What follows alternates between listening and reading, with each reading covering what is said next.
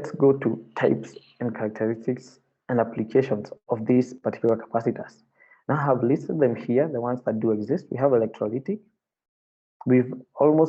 Most of us here have seen an electrolytic cup. We do have tantalum, ceramic cups. We've seen this severally. We'll see it again. We have film capacitors, Mica. We have polystyrene cups, and the polypropylene cups as well. Now let's get into each type of cup here. So electrolytic cups, they're mostly aluminum cups. And maybe before this, maybe let's have a visual so that at least we can know what we are talking about here. These are the type of cups that you'll see in this resemblance in designs. And also, if you remember from the previous lesson, we did highlight on how the physical structure for the THT. This is SMT package, surface mount, the THT through hole technology. We did also mention about them. So you'll find anything that you see resembling this is an electrolytic cup. So what are they used for? Where do we place them? What are they good for? And what are they bad for? Electrolytic cups, most of them they are aluminum. Type is the aluminum electrolytic cups. Their capacitance range from 1 microfarad to 1 farad. Characteristics, most of them are polarized. Remember, I did mention that cups do come in two types. We have polarized and non-polarized. So meaning that they do have positive and negative. The other characteristic of these capacitors, which is actually I would say it's a shortcoming for them, is that they have a wear out mechanism of dying out, which raises the ESR. ESR is effective series resistance. So what's the thing about this wear out mechanism? So you find that because they use the chemicals inside the electrolytic cup, they do wear out and they dry out. So this again goes on to render the capacitor like being useless, because the capacitance reduces. It cannot again perform the function that you had actually put it there to do. So it's a downside for it, but it's because of the chemical composition of the structure. Soakage, they do not fully discharge. Most of us have experienced this. How? Say when you touch an electronic that's left somewhere out there, and then you just get some kind of shock or electrocuted. This is what we call soakage, that these capacitors do not discharge fully. So when you touch it and then you get some electric shock, you are just discharging it, and then it's going to be discharged fully. They do have rapid discharge as well as charging. This way again you will find them being used in energy storage circuits and also as in power supplies. What are they good for? So you'll find us using these from time to time for power supply filters, so that we can have a very smooth output. Will also be used for like frequency bypassing, so that they can allow some frequency signals to pass and also not allow others to pass. They're used for energy storage. What are they bad for? For the timing circuits, again, this can be attributed to the fact that they have the wear out mechanism. So so what they were doing today, you will not expect them to be doing that tomorrow, because the capacitance again will have changed.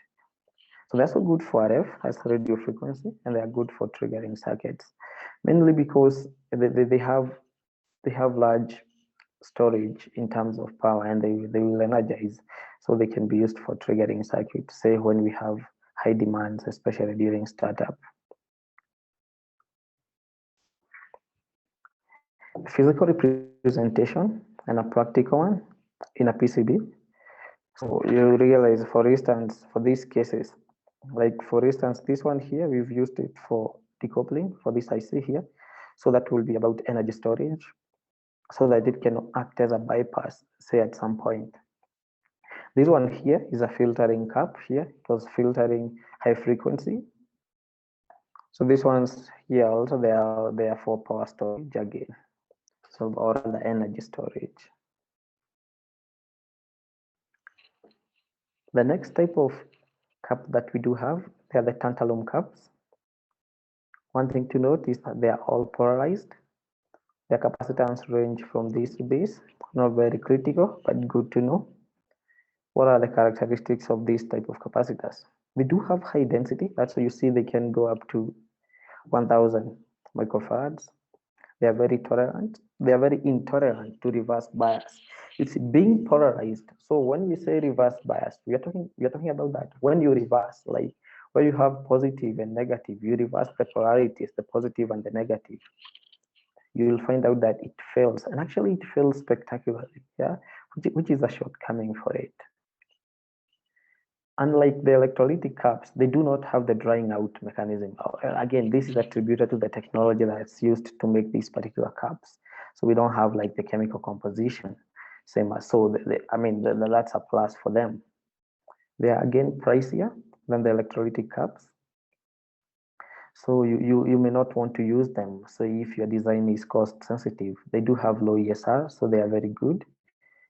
They are stable again versus temperature, which is a good property as well, because say you can use them in, say your design will be subjected to very high temperatures, so they can sustain and their capacitance won't change over temp. What are they good for? Filtering. Every other cup is very good for power supply filtering. That they make the output to be smooth. That's what we mean by filtering. Long duration timing, so they can be used for timing circuits. They're also used in energy storage. Well, you see they have good capacitance range as well. That could be attributed to that. What are they bad for? High voltage application. Because their voltage ranges are quite low, not as like the ceramic cups and the electrolytic cups. They are bad for cost sensitive applications. Large AC signals, you want, again, because they cannot sustain very high voltages, so you don't want to select them for such cases. And also very horrible when it comes to audio. What's the physical representation? So when you see this image here, this image here shows the two types. They have the SMT package and the THT package. So if you see anything like this in your motherboard or in your PCB, that's a tantalum capacitor. Again, this tantalum could also be not one of the most common ones with most designers, but very powerful, especially when you are looking for something small for bypass rather than using electrolytic cups. You can throw in a tantalum capacitor. For instance, here I usually like to do that from time to time. So because it will give me like good capacitance and very high value with very small package, and I'm able to throw it inside even a very small design like this one here. So you see I've used a tantalum here in combination with a ceramic cup, so I can get some solid bypass here and decoupling feature. So the next type of capacitor that we do have ceramic cups. Probably they're the most common types of cups, and of course that we've seen in most of the designs. No PCB, no motherboard that you'll pick and does not have a ceramic capacitor. So they exist in several types. So we do have like NPU, X7R, X5R. These numbers do mean something, and we'll dive into this later when we are selecting this and doing some BOMs. Say once we've done a design and we want to think which now capacitor do we select. Yes, it's ceramic. Do I go for NPO? Do I go for X5Z? Or do I go for X5R? So we'll break down this when we are designing our PCBs and actually selecting one that we want assembled on our design. So their capacitance is also high, ranges from 1 picofarad to 500 microfarads. They are very stable again with temp. Very low cost. Again, that could be a reason why we see them in most of the motherboards. They are very low cost. Excellent for RF performance. Again, anything that's to do with RF, I'm happy when I see RF somewhere. I mean, they are good. Probably one of the best topics. So they're very good in RF applications. They're microphonic. So what do we mean? That their capacitance is affected by, say, sound or vibration. So you may not want to use them in a very sensitive environment that you're having a lot of vibrations and you want your capacitance to be steady. So it's good, like to not use them in such application. But again, rarely will you find yourself in such. But it's good to know that they are really microphonic. What are they good for? RF, for low cost products, and also for decoupling and bypass. They are bad for low frequency filtering. I mean, they are almost good for everything. I mean, we almost find nothing that they are bad for, and they also come in very good shapes and sizes, very small packages, giving us very high capacitance and finding a lot of good use. Let's see some practical application of these cups. You will find them everywhere. I cannot like point enough where they are in my designs, in other people's design. You can see them, they are like everywhere, because everywhere we need to do like decoupling or bypass, they are there. Another pointer is that they're also using as loading cups, and these are capacitors that you do see next to oscillators. For instance, this one here, it's also another fundamental component. It's called an oscillator. It's used to produce some certain frequency, so that say an MCU can operate at a certain speed, mostly say something like processing speed, so that, but it's external one that now drives the clock of the MCU. So I mean, they are used as loading capacitors, so you'll find them also being used in such scenarios.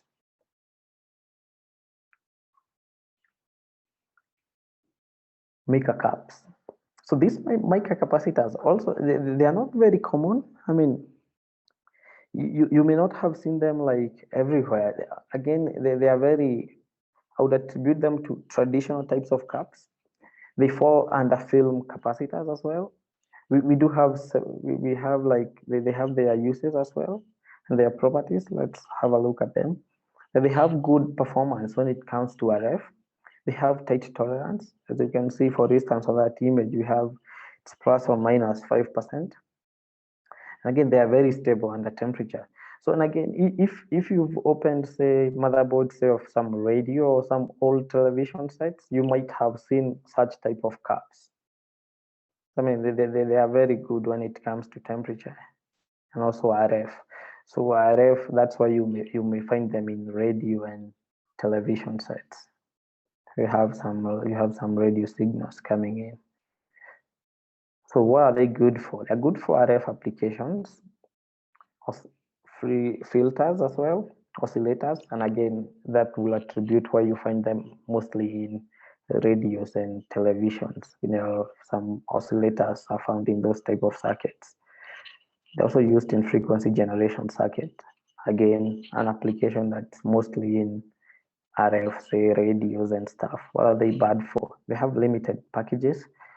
Like finding an SMT package for these will be tricky, but okay. And also you see they do come in very small values. Like we are talking of 1 picofarads to 10 nanofarads. Well, like for myself, I've literally not used a Mica capacitor since I started designing. But you may find yourself like using it, because before I reach to Mica cup, I will have used all the others, and I don't have a reason to go to this. What are the pointers, and what I can summarize in terms of cups? That ceramic and electrolytic cups, they're the most common one, and they do find a lot of use in every day-to-day activities. Yeah. So what do you look for as a designer? Say when you are designing and selecting what capacitor do I use? So what do you think? What comes in mind that you should consider? Always consider the voltage, and I'm going to talk about voltage and what we should check when it comes to voltage. Package, these are the sizes and shape, and also the technology used. Is it SMT? Is it THT? Then that goes in hand with how do I want my final PCB size to be like? So that's where again you select, do I select THT or SMT package? Type based on application. I mean, because as we've highlighted, you see each has it has where it's good at. So depending on application, again, you'll filter. Say when you are checking on which one to use, you can filter again based on application. How we place caps in our PCBs is very critical, as I've been mentioning all through. And for instance, you can see in a design like this one here, how we've placed all the caps. You see, like this one, these caps here and these caps here. We do have this IC. We have some caps which are very close. Here we do have a chain of them. There are multiple, but again, they are very close again to this IC here. And what are they for? Why do we combine so many of them? Because you will find always, as a rule of thumb, and this is a tip, use as many caps as possible if you're not limited in terms of cost, to make your design solid and enhance performance. Use as many of them. And also, if you want your design to like be approved as much as possible, say you are doing a consumer product, they do come in handy because they cover a lot of emissions that do come with designs and some components. So you'll find that the capacitors will play a big role in capping those noises and stuff.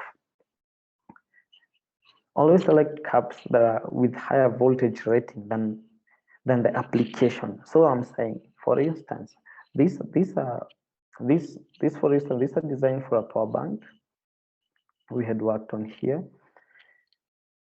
So this one should output 5V, yeah.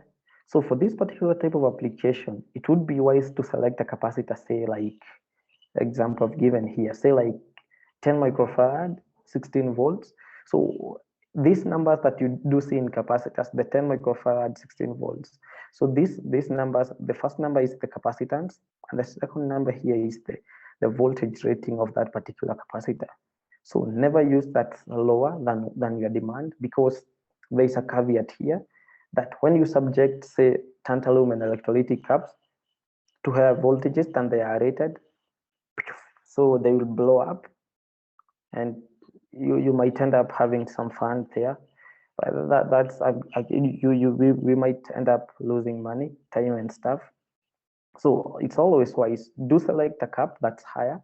If it's a 5V application, go for 16V or 10V cup. If you're dealing with, say, an output voltage of 24 volts or 12V, go for like 35V capacitor or 50 volts cup. So those are the things that do come into play, especially when you are selecting caps. So in conclusion, there is ESR, the effective series resistance. Just go as low as possible. When it's smaller, the better. So do make sure you have as small as possible. That's ESR. And these are things that you'll see when we are selecting capacitors. So maybe I can do some quick one here. Let me say, for instance, we do have like, say, platforms like, these are component suppliers like LCSA. Say, let's say we are going to look for like ceramic cups. I'll do type here MLCC. So that let me take you just through a practical like test, like what I usually do from day to day when I'm selecting for cups, and what you'll be doing, say you are designing. So I'm selecting. So you see all these things here that you're supposed to select. So the package, capacitance, tolerance, voltage rated, and the temperature. So most important thing for you to consider here, the columns, is capacitance, voltage, and the package. And the first thing to select should be the package, because you will work with that package no matter what. Now, if the voltage now becomes a problem, that's again when you're going to go back and change the package. And this, we'll again be discussing about these packages, what's the sizes and what they mean.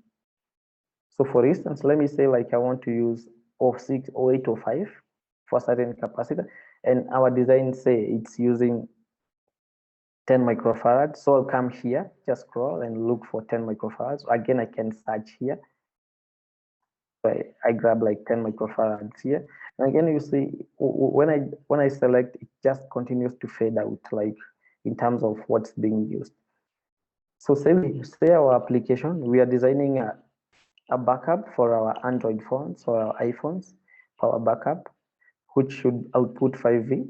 charge our phones. So I can go with 6.3V, it's higher than 5, or 10, or these. So I can select like 16V to be on the safer side. So what you do is just check in stock to make sure that what you are selecting is there, and then apply. So once you apply, you see we have a wide range now for us to select in terms of cups. So the next thing you can now look at is the cost. Say you want to optimize on the cost and you don't want your product to be very costly. So you'll check on which one is a bit cheaper, and you can find most of these things you see they are very cheap. Like they're being sold at 12 cents. I mean, they are very, very, very, very cheap. So for it, or maybe looking for a reputable, say, supplier. For instance, say in cups resistors, I'll occasionally go with suppliers like say Murata and Yageo, something like Yageo here. So I'll probably say select like this. I'll just hold command on my Mac here. So Yageo and TDK, or maybe I select and Murata. So then I'll apply. And I see I have 12 remaining.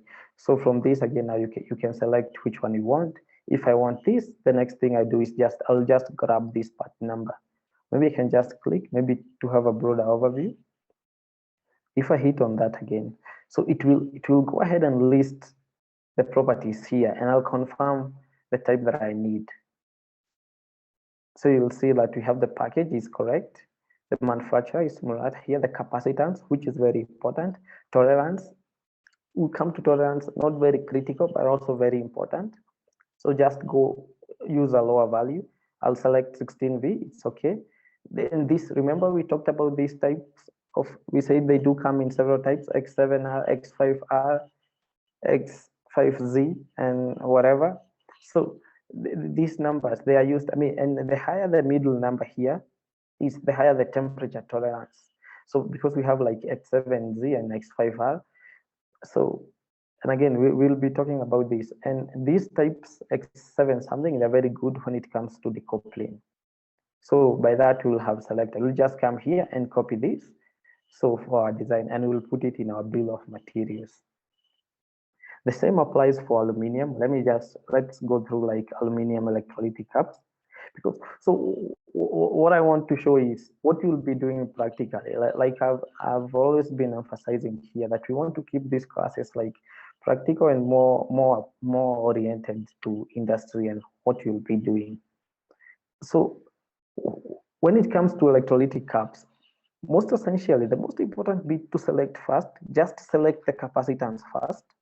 Say like we want 10 microfarads, and also then go to voltage. Say we want one of like 25V, because maybe our application is 24V, and again we can be affected by spikes. So let's go to like 35 volts if we are using one with 24 volts output. That's in our design. So we are designing a 24V power supply. So we use 35 volts. I'll check in stock and apply. So you realize that I've not yet selected the package. So I'll come here. So always use the smallest package you can find. And I'm using SMT packages here. So I'll come here. When you scroll down here, you see like we have 4 by 5.3, 4 by 5.4, and 4. So I'll select like 4 by 5.3, and I'll apply this. Yeah, so we have like this capacitor here from Lelon. So what we'll do again, we will just copy this number and use and put it in our bill of materials as the particular part. So you just have to make sure you confirm. Make sure to confirm the properties, that you have the right capacitance, right voltage, and of course, yeah, maybe something that I will explain here. When you see all the aluminum electrolytic cups with these numbers, say 4 by 5.3, this 4 here is always the diameter. That's the diameter of the cylinder, and this 5.3 is the length. So that's it. So this is very important also. So you might be wondering what are these numbers? What are these numbers when you come here? So the first one is the diameter of the cylinder, and the second one is the height. Yeah. So that's how we do the selection on this particular platform. Yeah, let's do a tantalum also. So just search here tantalum. And of course, we do have these other platforms, the suppliers. We have like DigiKey, we have Mouser, we have DigiPart as well, Chinese one. So say we want to use like a 4.7 microfarad capacitor. We are using it, say, as a bypass. We want to combine it, say, with a 10 microfarad ceramic capacitor for some IC that uses 5V. So we can cap ourselves to 10 volts. And again, we'll check in stock and apply. So we'll also now go to the package so that we select the smallest package. You see all the grayed out area says that we don't have that particular type of cap. So, but we have this 3216. The first number here, 32, is the length, and 16 is the height of that particular cap. So it will be 32, that's 3.2 mm by 1.6 mm. So we do have, luckily we do have one here, and we have a lot in stock. So it's always good when you are doing your design, check the availability, because this might again delay your design, because you might select a part, then when we go to production, you hear, oh, we had like very few in stock, we don't have them in stock. So if it's a different package, you might end up changing, or again, the lead time in terms of sourcing the part becomes longer. So I'll hit on that so that you can just confirm in terms of your properties here. So and again, we'll select that and use it for our design. So in essence, that sums up mostly almost everything to do with cups. We'll be diving more deeper in terms of the finer details in selection, but it's like I've almost like touched everything when it comes to selection and how even to get one and put it in your design. So probably the next thing will be now, how do I put one in an EDA tool? Say that's a software, and how do I combine this, and how do I select this? How do I associate these packages so that when I put in the design, it's the particular package? So those are the pointers for today, and that's entirely everything to do with capacitors. There is nothing new that you'll hear in terms of cups. Just it's about selection and stuff and what works for the particular design. And most important, decoupling capacitor. This is very critical, and that's why I put this as the first slide, because it's very important that every other design, because students will go through the system, but they've never had a word like decoupling capacitor or a bypass, especially the word decoupling. So what it does, it decouples, yeah.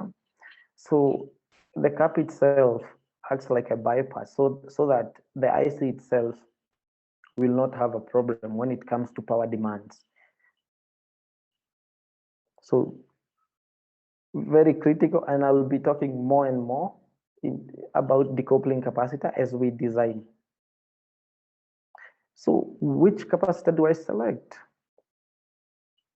I believe we are now more informed when it comes to decisions in terms of which cap do I use for what application and where do I use it. And that sums up the entire topic to do with caps, unless we do have members that have a question. I'll be glad to attend to your questions in regards to capacitors.